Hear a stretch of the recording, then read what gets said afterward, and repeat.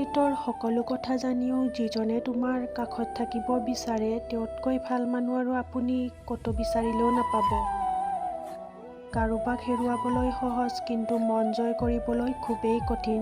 বিখ্যাত হোৱাতকৈ মই সদায় বিশ্বাসী হ'বলৈ যত্ন কৰোঁ। অকলশৰীয়া তেতিয়া বেছি অনুভৱ কৰা নাযায় যেতিয়া কোনোবা একেবাৰে তোমাৰ পৰা আঁতৰি যায়।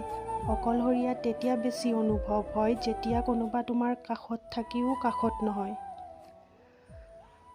লাভ ইউ কৈ সম্পৰ্ক গঢ়িবলৈ সকলোৱে আগুৱায়, কিন্তু চৰি কৈ সম্পৰ্ক ৰাখিবলৈ সেইজনে আগুৱায় যিজনৰ ওচৰত ইগ'তকৈ প্ৰিয়জনৰ সুখৰ মূল্য সদায় বেছি। কোনোবা বিশেষ ব্যক্তি এজনে কৈ গৈছিল যে মই সম্পৰ্ক ধৰি ৰাখিব নাজানো, কিন্তু মই ভাবোঁ ময়েই সকলোতকৈ বেছি সম্পৰ্ক ধৰি ৰাখিব জানো।